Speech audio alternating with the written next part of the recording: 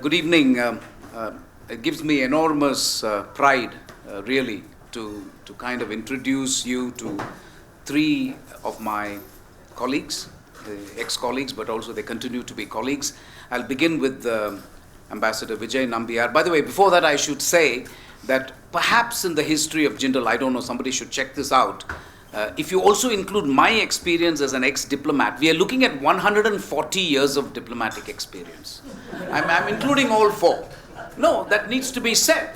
In the government, we are talking about experience, so I need to say this. So this might be a first, actually, in the Jindal Global University. But more seriously, I'll begin with Ambassador Nambiar, who's been not only ambassador in China. I'm only going to talk about the relevance for this meeting, obviously, otherwise I can spend hours and hours introducing him. Extremely senior diplomat, but he was not only ambassador in Beijing, spent a long time in the UN with Secretary General Ban Ki-moon as his chief of staff and chef de cabinet for at least a decade, I believe. So really enormous experience. Ambassador Anil Wadhwa has also done a posting in Beijing and knows too. Hong Kong as well. Hong Kong as well, exactly. So really a China expert in every sense of the term. Went on to be ambassador of India in Poland and Oman and Thailand, among other things. Ambassador Suresh Goel also has done a posting in Beijing, I know. And actually the best way to introduce Ambassador Suresh Goel is he was a cultural czar, Director General of ICCR. I'm sure you've heard of the Indian Council of Cultural Relations. So he used to be the Director General of it, but was also ambassador to Laos. And so he also has a window, shall we say, to what is happening in, or what was happening in China. So the way we have structured it is that I will request Ambassador Nambiar, then Ambassador Anil Wadhwa, and then Ambassador Suresh Goel to spend 10 to 12 minutes on what they feel is the context today of Indo-China relations, but not forgetting history. And if they can bring their personal experience to bear on the narrative, that would be wonderful. Because otherwise, it's all right, even I can do that. But if you can share, sir, for example, your time in China and give us a little bit of appreciation of what happened then and what's happening now. So both past and present, because as we keep discussing in the class, those who forget the past are condemned to repeat it. So it's good to know the past and the present, otherwise you don't have much of an idea of the future. And then I have three structured questions which I will ask them afterwards. So if it's okay with all of you, sir, I'll begin with Ambassador Nambiar. Sir, if you can give us your perspective for 10 minutes. Thank you. Thanks, Mohan. I don't know whether I'll be able to, anyway, I think I don't know whether, at least as far as I'm concerned, I think I'm the most dated ambassador, the dated individual in this room today. Almost a dinosaur, I think, and we call ourselves distinguished, but we feel now extinguished almost. But nevertheless, I think when Mohan asked about this meeting, I thought it would be useful for me to perhaps contextualize some of my own experiences, because you don't want to listen to a homily or a thing on India-China relations. You've probably done it so many times. But I thought perhaps I'll concentrate just on, I've been actually in China and worked relating to China, and take three specific time segments, as it were, to explain certain things. One is my first posting, which was in 1970, at the time of the Great Cultural Revolution, the Great Proletarian Cultural Revolution, and the famous Mao smile of May 1970, and what happened after that. This was the time when, immediately after that, I was posted from June, and this was the time when Kissinger first visited China on the 13th of July 1971. And I was there then. We remember sort of going with Jean-Leclerc du Sablon of the AFP, looking at Tungnan Hai, etc., and wondering something big has happened, but not knowing what. Things like that. And then, of course, this was also the time of the India-Pakistan war relating to Bangladesh, and of course, China was on the opposite side. So just that one segment. The second segment, when I was Joint Secretary dealing with the Rajiv Gandhi visit, which also is a seminal period in the relationship. The third period was, of course, my ambassadorship from 1996 to 2000, which was characterized, I would like to very, very simply describe it as a V of my first name, Vijay, which is, we started at a very high point when Jiang Zemin visited India, the first visit by any president of China. And then, of course, in May of 1998, we had the underground nuclear test, and for various reasons, our relations with China went down the tube, and we were right down. And then by the time I left in June of 2000, the President of India, K.R. Narayanan, had visited China. So it was a neat little V, but what it took in between those years to change is an interesting period. So let me just get quickly to say I joined in 1967, which is about 5 years after the 62 conflict war.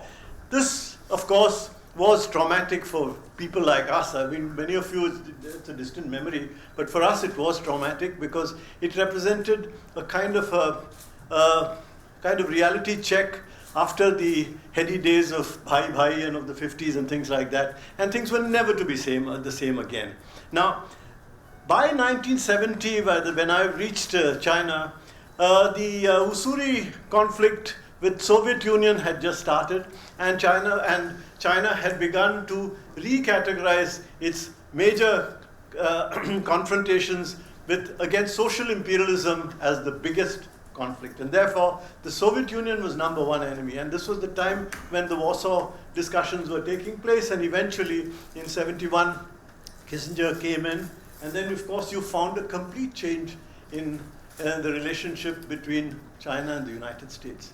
Why? Because it realized that a conflict with the Soviet Union, it couldn't afford to have both of them, and therefore it moved in the direction. Now, at that time, when Mao smiled in May, Mrs. Gandhi, of course, Brajesh Mishra, who was my chargé d'affaires, came to report to Indira Gandhi, and we said we need to upgrade the relationship. And discussions did take place at very senior levels, but it looked as if it was merely tactical, a kind of Mao, I don't think, was serious, because there was no serious progress in the discussions that took place. And eventually, in any case, the sense of the quick development of relations with the United States passed very quickly, and of course, there was a sense of beholdenness, a sense of gratitude to Pakistan, who was the intermediary, who was helping who was the kind of the broker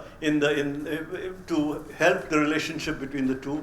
And we do recall now, of course, the various comments which Kissinger and others had made regarding the top leadership.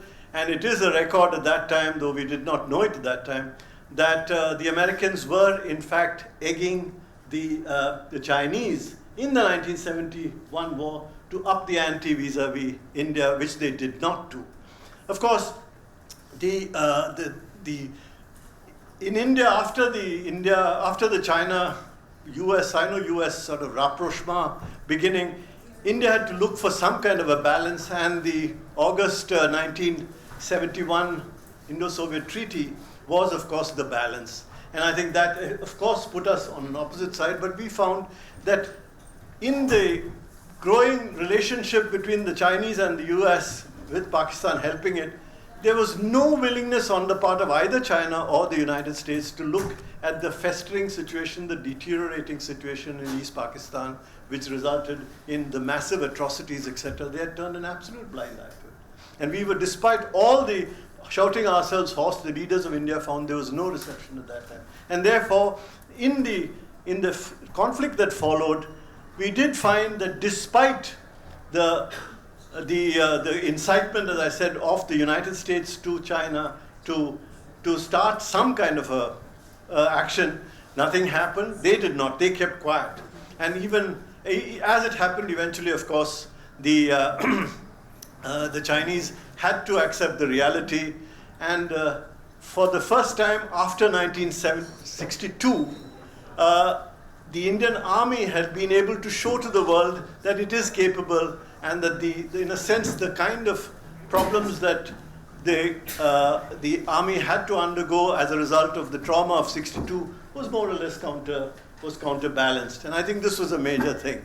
Now, there's a lot of things which one could talk about, particularly the activities of the Indian mission. At that time, the Pakistani mission in 1971 was split down the middle. The discussions between my Chargé d'Affaires, Mr. Mishra, and the, not Ambassador Khaisar, who was Bengali, but who was the ambassador of Pakistan, but the number 2, took place in my house, actually, in Vajatalo, in Chijayuan, as they say, and things like that. But the fact of the matter was, it showed, to a large extent, this was the beginning of the first time when the real, in a sense, the all-weather friendship with Pakistan began to, in a sense, blossom.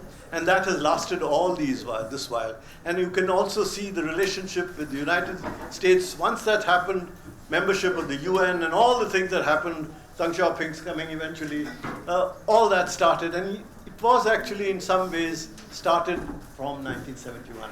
Now let me go quickly, given the absence of time, to the second major thing, and that is to the Rajiv Gandhi visit in 1988. In fact,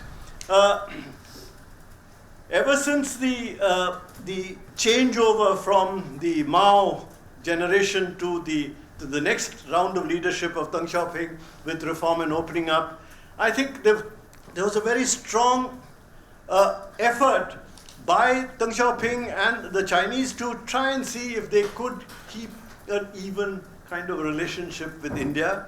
And the Deng Xiaoping package deal, etc., was also there, despite the fact that in '79 the Vajpayee visit did take place. Of course, it was not possible for the relationship to come to a level, because the Indian side had always felt that there could be no real improvement in the relationship as long as the boundary question was not being addressed. Now, I think this sort of, in a sense, this roadblock, as it were, remained even during despite Indira Gandhi's efforts in the early 80s to move the thing forward. She did try to speak to send messages to Chao Ziyang, etc., but it didn't work. And meanwhile, the Indian Army was making its own efforts for improving the situation, the ground situation, and there was some major, I think it was Falcon, and what is it, Operation, I don't know, what is the, this chapter, Operation Checkerboard took place to improve our local sort of preparedness, etc. That was causing a few ripples, and Rajiv Gandhi had to send P.N. Haksar on a secret visit to Beijing. This was the time of Ranganathan as ambassador, and it was at that time that he mooted the idea of a visit by an Indian Prime Minister to, in a sense, unblock the situation. This was a huge decision to take, because I think the Indian public opinion was not yet prepared for it. But I think as a young leader facing an octogenarian leadership on the other side, I think Rajiv Gandhi was able to take a decision, and he actually was able to persuade the other side to agree to a visit. And I think Liu Shiqing came as a vice minister, and he extended the invitation. And in fact, it was around that time, after the decision was taken, that KPS Jr., God bless his soul, he summoned me from Delhi. I was an ambassador in Algiers. He asked me to come and take over as Joint Secretary East Asia. And I recall, between Nirupama Rao, who was was my director, and myself, we briefed Rajiv Gandhi almost 50 hours over a period of about 5 months, on the various niceties and complexities of the boundary question and other things. But the major thing which he did manage to do, in a sense, is to try and bring a large delegation with him, consisting of people who were even sometimes not entirely agreed with on his position of the need to improve relations across the board with China. And you found people like the Commerce Minister, Dinesh Singh, was part of the delegation, even though he was opposed to it. In fact, he was part of the delegation because he was opposed to it. And Rajiv Gandhi brought even people who were into the delegation, so they then also got committed. This was a nice way of getting people committed to an overall improvement in the relation. Then, in some ways, I think I must, during his visit, he addressed the Beijing Dashue, Tsinghua. He addressed Tsinghua, and he talked in very Nehruvian terms about Asia coming back into its own, etc. The talks with Deng Xiaoping, again, Deng Xiaoping talked about this young leader, talked about the future being Asia, the Asian century in the 21st century, and he said, without the development of China and India, there cannot be an Asian century. The future cannot be. And this was in many ways the kind of projection. And substance-wise, I think for the first time, despite the fact that the boundary question was not resolved, obviously it still isn't resolved, but I think there was a shift in the sense that the idea, what we used to call MUMA at that time, mutual understanding and mutual accommodation, was in effect accepted by us. We recognized the fact that some flexibility needed to be shown by India in addressing, and that there has to be a larger political discussion. This eventually has actually proved to actually happen, and the best evidence of that now is the 2005 agreement, where not just special representative, but the fact that peace and tranquility on the border, settled populations should not be disturbed, which is in a sense is critical to any boundary agreement which is acceptable to both sides. I mean, there's no way in which you can have a boundary agreement if you're going to rake up historical issues once again and then say this is that, and exchange of populations is not possible. You must be on recognizable sort of geographical features and take into account the realities of the situation. I think that was to an extent recognized, even though I must mention in passing that though Rajiv Gandhi took such a big delegation with him, he didn't take any of the political leaders in the discussions with Li Peng and Deng Xiaoping. In fact, Ronen Sen and I were the only ones who were present at the meeting with the Deng Xiaoping. And I was present just as a factotum to check on the interpretation, that's all. Because of Chinese, that's no other reason.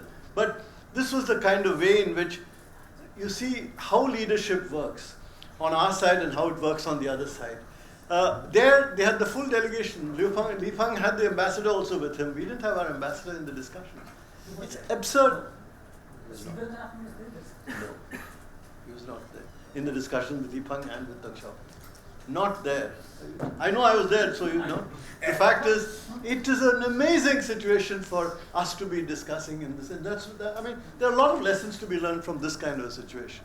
I don't think it'll happen today. But this actually happened. Anyway, then of course, it started the process of having large number of, developed relations on all sides, leaving the complex boundary question aside for the present. He said, let the future generations decide. We are already now in the next generation. So I think it's probably time, but anyway, we'll talk about that later. But this was the change that took place in 1988.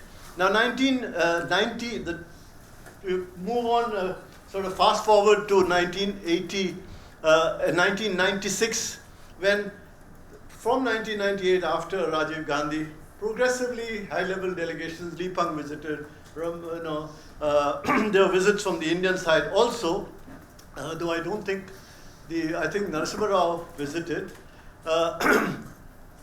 But the fact of the matter is, the first big visit from the Chinese side, of course, apart from Li Peng, was Jiang Zemin's visit in 1988. And the interesting thing is not so much his visit, which resulted in a CBM's agreement, a lot of things decided on the military side, and on a whole cultural and other things. But more important than that, when he went to Pakistan, after the visit to India, he addressed the Senate in Pakistan, and Jiang Zemin tells the Pakistanis at that time, things have changed somewhat now, that like we did, India and China did, in relation to our bilateral relations, we left the boundary question, which was controversial, aside and developed relations in other. Why don't you do the same thing on Jammu and Kashmir? I mean, imagine a Chinese leader at the top level telling the Pakistani Senate, set aside the Kashmir question. It's not it's a difficult question left by history. So you go ahead and develop relations on other issues with India, between India and Pakistan. But he actually said it. It's a very, and I don't think after that you find any Chinese statement of that nature coming, because I think the Pakistani must have been absolutely flabbergasted, because they wouldn't have expected that kind of a situation. But interestingly enough, and I'm sort of jumping all over the place, but in the subsequent complete downswing in our relations after the 1998 nuclear test, and the reason for that publicly being mentioned by George Fernandez as China as enemy, he mentioned that, and the letter which Vajpayee sent to the President of the United States, which got published in the New York Times, identifying virtually China as one of the reasons for the. Despite that, of course, the relations went completely awry, and the Chinese asked for an apology, and we had to patiently work. I remember going to the party office with Taiping Guo, and then later on Mavanpu. We were continuously discussing, and with think tanks, etc., to try and mitigate the effects, saying that obviously you won't get an apology, but we will get an understanding. And eventually it was K.R. Narayanan who, in his meeting with Ambassador Chogang, actually helped and contributed towards lowering the temperature. And then, of course, subsequently, it was, Jaswant Singh came, and there was a change in the situation. But in between, I think it is important also to suggest that when, in 1999, the Kargil events took place, again, what do you see? The Chinese, if anything, Turungji speaks to Nawaz Sharif and tells him, you need to stop this thing. And the Chinese actually put a lot of pressure, along with Clinton, in getting and the reason for that is the Indian decision, I think, not to cross the LOC. I think that is an important thing. And Chinese diplomatic pressure was very instrumental, I think, in the eventual move for the Pakistanis to downscale and actually to accept a ceasefire, end of their adventures, as it were, in Kargil. And I think this, again, despite all the changes that are taking place now, and I must in some ways also reflect on the somewhat radical change between the attitude towards subcontinental relations, particularly relations between India and Pakistan at that time, China's attitude, and now. It's a far different situation now, with a much more strident, a much more direct support of Pakistan now, and a much more direct commitment by the Chinese on the Pakistani, as it were, Pakistani position in Jammu and Kashmir. It's very interesting that this should happen, because even this should happen now. To a large extent, I think it was a reflection of the growing relations between the PLA and the Pakistani army. But I think more than that, now it is a function of various other issues, including the BRI, and I think also the fact of Pakistan's consistent, in a sense, championing and being on the side of China. But that did not prevent the Chinese, and has not prevented the Chinese from being very careful about any kind of position or difficulty or engaging in tension on the ground with India. I think China has been very conscious of the need not to of course, its policies in various other places, it has tried to also replicate them on the boundary, that is to create fait accomplis, if possible, on the disputed areas, as it has done in the South China Seas. I think it has tried to create certain fait accomplis, but that has not succeeded, because the Indian army and the Indian in the diplomacy has been adept and alert. in terms of being able to stop any kind of a building of a fait accompli, even by slow erosion or attrition. That has not happened on the ground, nor at the diplomatic field. And I think that China has been, and I think it'll continue to be. In some ways, I think these three, I mean, obviously I don't have much time, but I think they make a few, it's important to have a few reflections. Strong leadership, I think, is an important aspect. And unless leadership is pushed, I mean, you can't expect Indian public opinion, if you're waiting for Indian public opinion to change before you change your policy vis-a-vis China, it's not going to happen. And I think, in fact, I do find today a kind of a very, very interesting twist happening in the new government. Of course, I think the interesting thing about Indian leadership for the long time has been, we've been adopting a somewhat sentimental approach towards relationship with the Asian neighbor, partly because of the old Afro-Asia rise, Rabindranath Tagore, without talking of Vasudeva Kutumbakam and Shrijit Athung and things like that. And things on the one hand, and on the other hand, this idea that, Asia should be together. I think the Chinese have never had any compunctions about being absolutely practical and realistic, in fact hard-headed. Now we have a hard-headed leader. We have a person who's willing to stand up and say no, who's willing to stand up and directly say we don't agree with this thing. And I think that is actually a time when we can have maximal progress, I think, in the relationship. And I think from that point of view, I think it is, the lessons of the past are important for us to remember, and to say that you don't wait till the public will accept a particular view, you create that public view. And if 370 can be abolished just like that, and then we'll say, okay, we'll see how, other things have not worked, let's see if this works. I don't see why an agreement. Today in the Hindu, there's been an article by Zorawar Daulat Singh. I think some of it is a little mixed up, I think, in my view, but the essential point he's been making is, in a sense, a reversal to a practical arrangement built on realities, on the realistic situation. And I think that perhaps is the need of the day. And I think we have two realistic leaders, two leaders who are very nationalistic, who can't be accused of any absence of nationalism, either in China or in India. You have two leaders who are willing to face up with their own people and to take all manner of controversies. And I think this is the time where follow-up of the Wuhan and the Chennai track, even despite the fact that we are not willing to accept certain things, whatever they may say.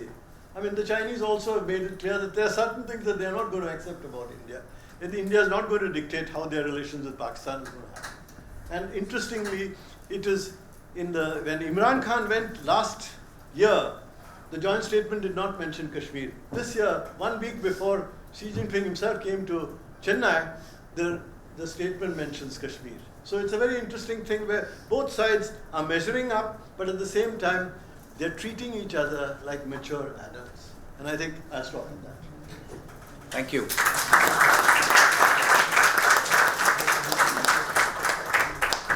Thank you, sir. I thought that was a superb overview. And I felt I had read a book listening to you. So you have saved a lot of time. I now know what happened between, no, seriously, 1970 to 1990. No, it's wonderful. And I somehow regret this in the ministry. Anil, I'm looking at you because we are contemporaries, he's not.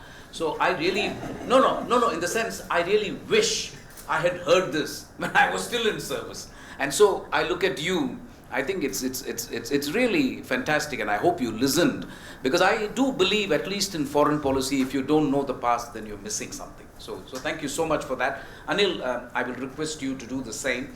Don't have to necessarily, follow. You go ahead, because then what I propose to do perhaps is just only ask one or two pointed questions from my side, and we will throw it out. So many attending, so I think we should allow them to also ask you questions, okay? So Ambassador Anil Vadwa, and a good friend of mine, so please, Anil. Thank you, Mohan. And after this, tour de force by, tour de horizon by Ambassador Vijay Nambiar, I think, for me, it was a different exposure to China, because I was exposed to the commercial and economic relationship much more than the political relationship. And since it happened in the 80s and the 90s for me, I think that was a different aspect of China that I saw. Also, it was a time when there was a very heavy attention from United States and Western Europe on their relationship with China. So Asia was not so much in the focus at that point in time, but the West was a big focus, and also for the West, China was a big focus. Mainly because the investments came in around that time. China tweaked a lot of laws, regulations, etc. Moved away from special economic zones into investments into public enterprises, technology transfers, and also joint ventures which started flourishing around that time. India also had a good run. In fact, when I was in Beijing for the first time, I was sent around to 19 provinces to try and draw up a list of imports and exports. In those days, we used to have a balanced list in terms of value. And this document had to be drawn up for the first time after 1954. So we had no MFN agreement with China. It was then signed in 1984. So after a big gap. And once we had that agreement, then after that trade started taking off. Investments not so much, because obviously we were concentrating much more on the trade aspects to begin with.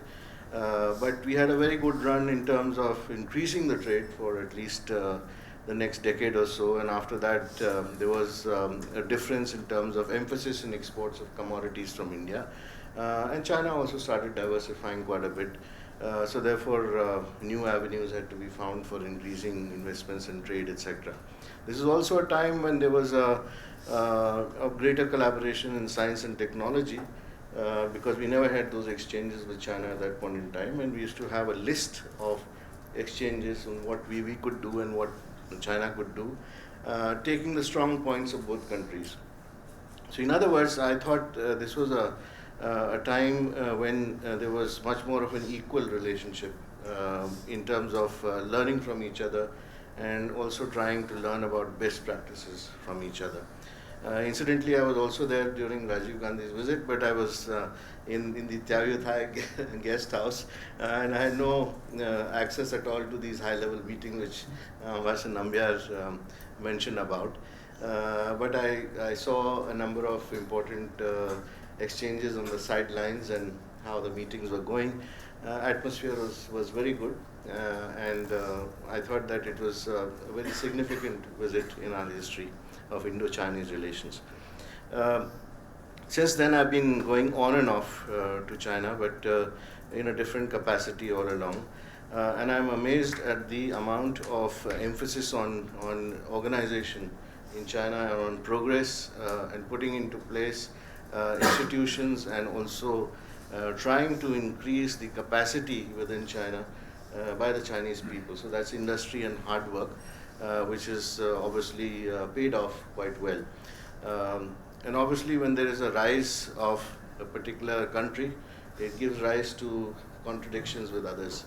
And that is what has exactly happened, as far as I can see, that there are those who were earlier dictating, now cannot dictate in the same terms to a rising China.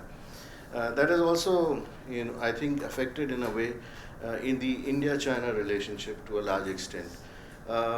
We had a long phase in which we were trying to maintain this relationship and keep it in a balance by making sure that we were trying to get together a set of agreements and MOUs which would help us in solving the most important issue between us, which is the long-standing issue of the border. Now, border settlement has come very close at many points because of informal suggestions, but has never been taken forward because of the complexities in trying to agree on the principles and how to work on those principles. I think we have some very important agreements in place: the 1993 agreement, the 2003 agreement, 2005 agreement, and then the 2013 agreement, which in my view is very significant. And one more I would add, the 2011 agreement on confidence building measures. Yeah, on the military side. All of this is on border. It's all on the border. And I thought if the 2011 agreement... Not just border, it's broad CBMs. Yeah, CBMs, yeah. So if they were taken forward, as they should have been, we would have been in a different situation. But somehow, on both sides, there's been, a little bit of hesitation in going ahead, and also the working groups have not met on time. So due to various factors, I think the special representatives agreement also has got subsumed into a much larger agenda, which should never have happened, because the whole mechanism was set up only to concentrate on the border. And under it, the working groups were supposed to then meet and report to the special representative. Whatever it is now, I think we have to pick up the pieces again in the future and basically try and move forward on that situation. Meanwhile, the asymmetry between India and China has grown. So you take it in the economic sphere or also the military sphere, and therefore it has given rise to certain other issues and concerns in the relationship. So let me start with that, because I think the issue of the Indo-Pacific and therefore the rise of the Quad as a consequence is not because of India. It's also because of what has happened in the South China Sea. It's a reaction of the other countries who are in the region, mainly the United States, which basically wants that there should be a balance which is kept in the region. And therefore, there is also a requirement now that the concept of Indo-Pacific and the Quad does not take a military dimension. India has made it very clear, and this has been our stand. I think it's the correct stand to take, because no amount of confrontation can solve this and bring a balance into the mutual relationship which exists in the region. So the emphasis has to be on development and on connectivity and coordination, which India has been putting forward. Then we come to the other issue of the Chinese BRI. Our main issue with that, of course, as everyone knows, is the CPEC, because of the sovereignty question first and foremost. The second issue is the projects that have been undertaken in India's vicinity, which is the port projects in particular, where at some point in time there are fears which have developed in sections of the media and the society, that at some point in time these could be turned into Chinese establishments because of debt problems and stuff like that. May not be true, because it is something which has happened only in one case or two cases as far as I know. But in future, that apprehension still lingers on. And because of that, I think there's a big need now for India and China to engage themselves much more in discussions on the naval and the military field. It sounds odd to say this, because when you have a border issue before you, you should actually be concentrating just on that. But I think the naval dimension has become very important. There should be more collaboration, I would say even joint exercises at some point in time, to bring down that mistrust, because that mistrust should not exist if this relationship should become come on an even keel. And that would then help us in actually negotiating on the difficult questions such as the border. Third issue which I like to mention is, of course, this growing trade imbalance and deficit which everybody talks about. I don't think it's contrary to public opinion here in the media. It's not a deliberate act. I mean, nobody does that deliberately. It's just that there's a need and there's a possibility of Chinese exports to grow in India. Now, where we can say that there is some amount of adjustment which could be made is possibly to remove the non-tariff barriers. And that is a biggest problem for Indian industry as far as China is concerned. So there is, for example, the pharmaceutical and the IT sector have been complaining of this. Some steps have been taken, but in my view, they've been half-hearted. They haven't been taken to their logical conclusion. And when there's this high-level mechanism which has been set up is also, in my view, kicking the ball further away and trying to look at the issue from a different perspective, but may or may not succeed. There is actually an urgent need to do that if this relationship, the economic relationship, is to be brought together. In today's context, I think this is the second most important issue that we face, and unless we improve on that and bring some amount of balance there, that mistrust will continue to develop. In terms of Chinese investments into India, there was a agreement, and I think there was also an understanding reached that Chinese construction companies would come into India, and also special zones would be established where they would establish themselves and then work on projects on infrastructure in India. But meanwhile, we saw a crunch, a Chinese economic crunch as far as the construction companies were concerned. They started to become more careful. India also faced a bit of a downturn at that same time. And things were not working out because obviously India does not allow Chinese labor to work on our construction sites. So therefore, all these three factors combined to bring down that interest, and somehow that has to be revived. I think it can be done if there are these special zones which can be set up, and they are actually given special facilities, because the need in India is infrastructure at the moment. Now, Chinese investments into India have mostly been into e-commerce, fintech, and areas which are easier to handle. Investments have come in not just from China but also from Hong Kong, from other places, which is basically Chinese capital. And there is also a growing interest within the Chinese to concentrate on the companies which are already well established in these fields, and also startups. But this is not what India needs. This is a mismatch there, in my view. And what should be concentrated upon is, as I said, not only infrastructure but also technology parks, for instance, food processing parks, which already exists, and there is a lot of incentives which are available. If that happens, then the economies can get further enmeshed together. It will help bring down the deficit. The only way to bring down the deficit is for more Chinese investment to come in, and that also into the sectors that India needs. And third issue I'd like to mention is about this whole concept of RCEP, because what is India's fear as far as RCEP is concerned is mainly because of this trade deficit with China. India does not bother so much about the ASEAN trade deficits, maybe $10 billion, but here you are facing $50 to $60 billion of trade deficit. And if you have more tariff reductions, then obviously at least 8 industries in India have expressed their views that their main issue is with China. And that has got reflected itself into the RCEP negotiations as well, as a result of which India has brought in measures, proposals, I would say rather late. It should have been brought in a little earlier, like trigger mechanisms and snapback and deferred a number of years for tariff reductions, etc. That could have been done much earlier in the negotiations, and perhaps more consultations with the Chinese side could have happened on a bilateral basis. And that, to my view, has been insufficient. In the end, what it does is it also adds to the general discomfort in the relationship. Fourth issue, which is very important in my view, and I think it's overplayed in my view by the Chinese side, is the question of Tibet and Dalai Lama.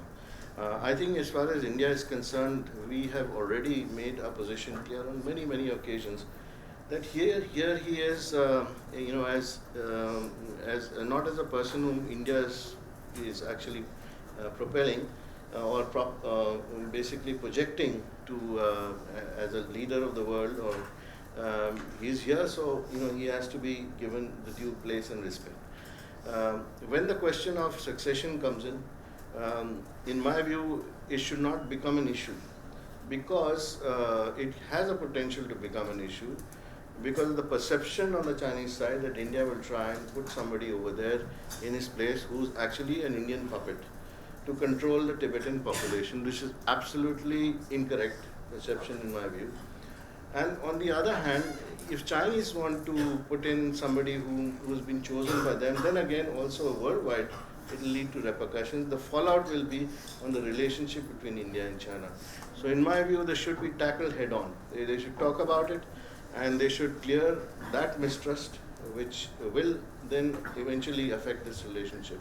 Or whatever you might do, it is something which is extraneous to what is happening on the ground, but potential to have a big impact at a later stage. Finally, I'd like to also mention something about the other factors which are irritants which have arisen in the recent times. You take that from India's permanent membership of the UN Security Council, membership of the Nuclear Suppliers Group, the issue of blacklisting certain terrorists from Pakistan, the question of Article 370 abrogation in Kashmir. These are all issues where there is a connection with Pakistan, and except for the first one because they're not in the running, but otherwise, trying to give parity to someone who's actually not in the same league, in my view, is something which does not help at all in the relationship. And now there should be some rethink on that because it doesn't cost much if a terrorist is blacklisted. Frankly, the terrorist is a terrorist. And I have a feeling that by supporting that stand, eventually China will also realize that's not a right stand to take. China is into Pakistan in a big way. In the CPEC at the moment, they will be there for the foreseeable future. And obviously, unless terrorism is brought down in the Pakistani context, it is going to affect the Chinese projects. I'm 100% sure that this will happen at some point in time. Xinjiang is next door. It can affect Xinjiang, the stability in Xinjiang. Therefore, taking the overall context, I think it's actually in the interest of China not to support the non-blacklisting of proved terrorists. And the whole world is very clear on what is happening. I think it's a little out of context to take that stand, especially when it doesn't bring any gains in the long term. But that has an effect on the relationship as well. So there are these irritants which have arisen, and from the Indian perspective, I think there is also the issue about propping up certain leaders and regimes in our vicinity, which has an adverse effect again on the relationship, not only because it's done so that Chinese influence increases, but not looking at the fact that what it does in the regional context. So you had the previous president, for example, in Maldives, and that's a classic example. Now, of course, facing charges because of the change in government. Otherwise, that could have become another very big irritant in the relationship. So we have, all these things to ponder over. I think we've devised a good mechanism of informal summits, which don't produce any pieces of paper, but at the same time, it helps in understanding each other's perspective on different issues, even if there is a disagreement. It doesn't matter. In my view, it's a very good mechanism because there the leaders at least talk to each other, and if there's a crisis, they're in a position to talk to each other and try and settle it. And that's how it should be, because both India and China, in my view, need each other. And unless they understand that and try and make up and try to solve these differences, they will both not be beneficiaries. Thank you. Thank you.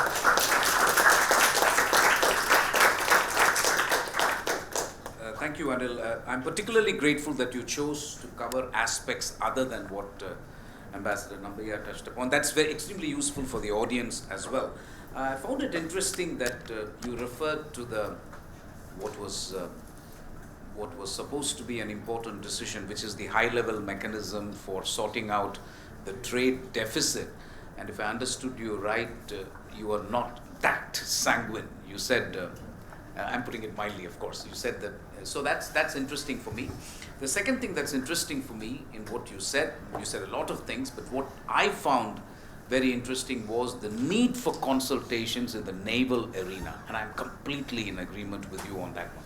We focus so much on the land border that sometimes we don't do enough of consultations in other areas. And I thought that was very important. On RCEP and other issues, we will have a chance to do it during the question, but thank you so much. So, if I can turn to Ambassador Suresh Goel, I think it's fitted in neatly, and trust me, I'm not that much of a schemer as well. I try to do things my way, but I don't think I planned it out this way. It's turned out quite well. Both of them have spoken about things, and I'm reasonably sure, Suresh, that you will pick aspects which have not been covered by these two illustrious gentlemen. So you have the floor. Thank you.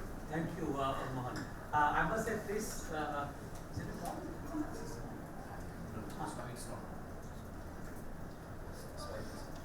Swipe it.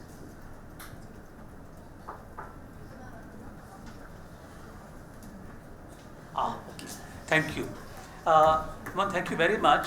I must say this change in the format when you say that we make the presentation and then we will have some questions and reducing it to one or two has thrown my remarks out of gear because I have prepared myself in the format that you said.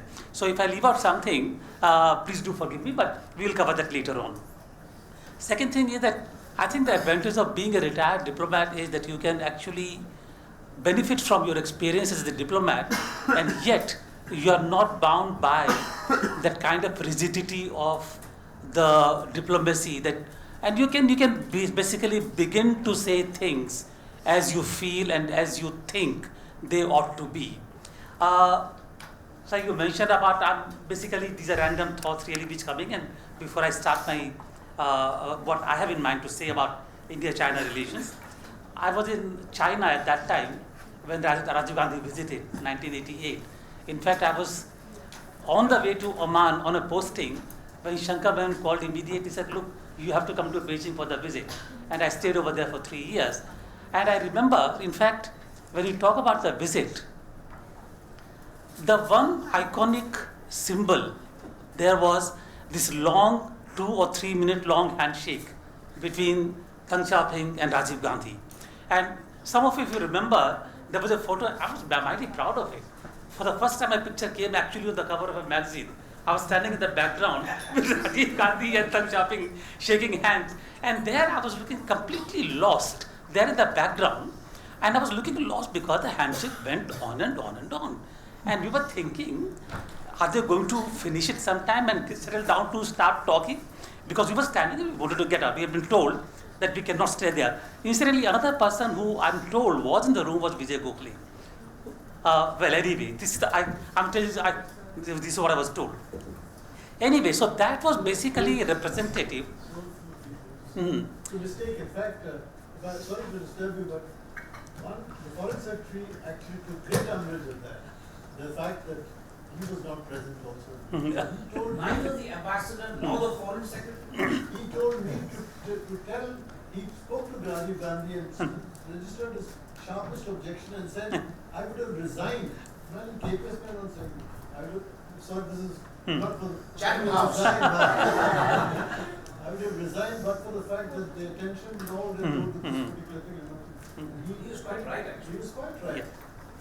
So anyway, so that handshake basically represented a single breakthrough in India-China relations in the sense it expressed the desire on part of both countries to leave the past behind and start on a new page where both countries can really work on the issues, bigger issues facing them, leaving behind some of the legacies of history.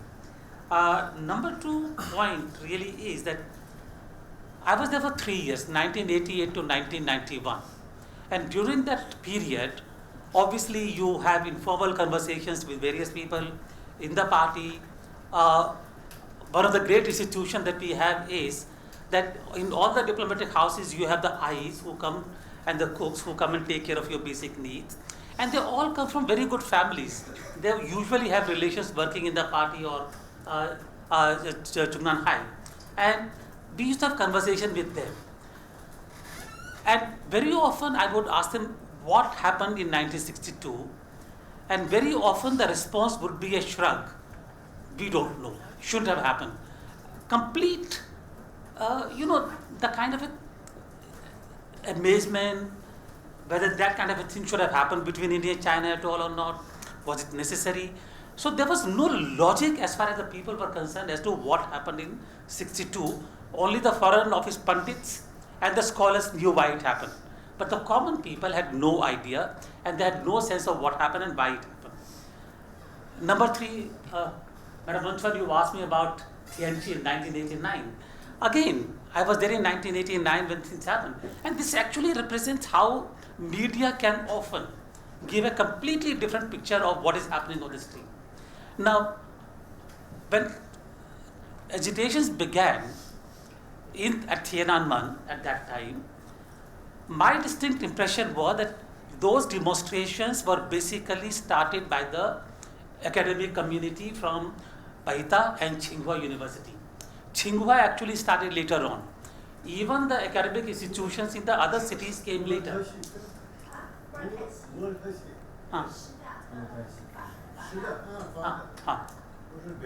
Ah. Paita. And I'm happy to share with you that I am as blissfully ignorant as you are. They're totally Chinese. And it was basically the academics and the scholars who, from the conversations again with the people, who felt that after the economic reforms and the opening of the system, the people who have benefited are either those who have had no education but they are able to use the open market institution to make money, or the party because they are in the party and they are in power, therefore they are able to benefit, but the academic community is being left behind.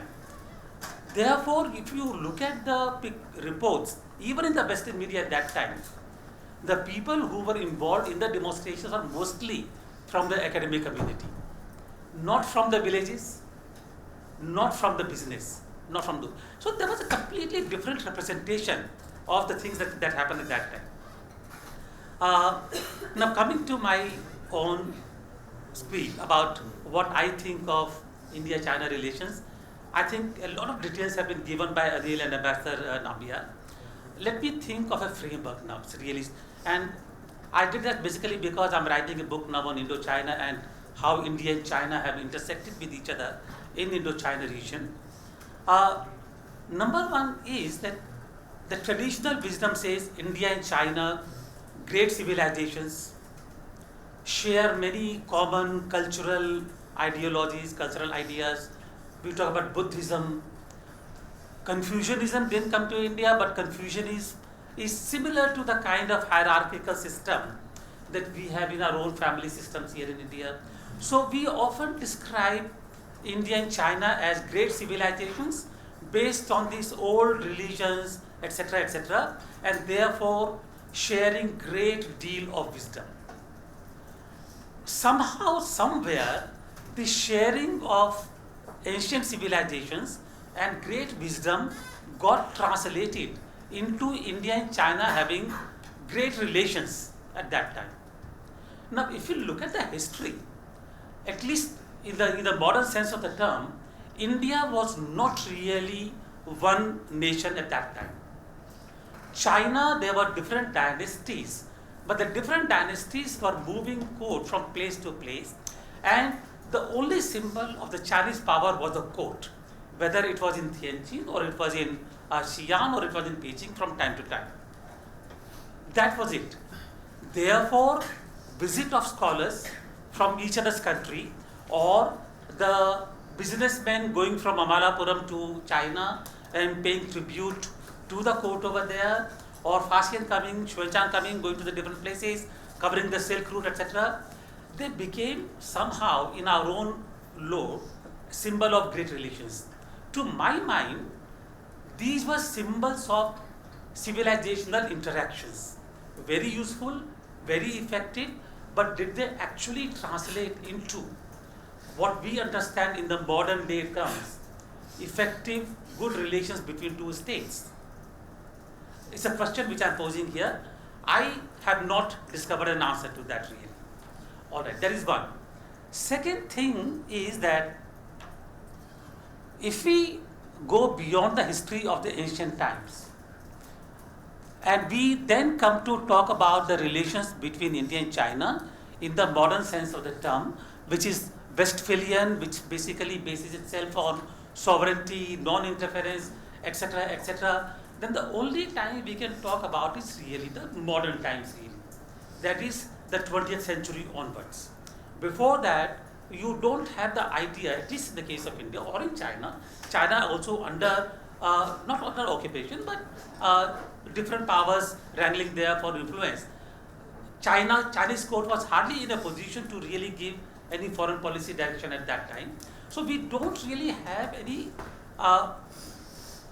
documentary evidence, at least, that China and India were having superlative great foreign policy relations at that time. Existed, but cultural civilizational, yes. On the other hand, even culturally and civilizationally and trade by merit and trade wise, if we look at the intersection points between India and China, the examples at that time, the intersection besides along the Silk Route and through the Himalayan passes, when the monks came across to India, is in Indochina. Even in Indochina, essentially what we have really is, Sorry. I shall wait for the movement to take place. Okay. No, no.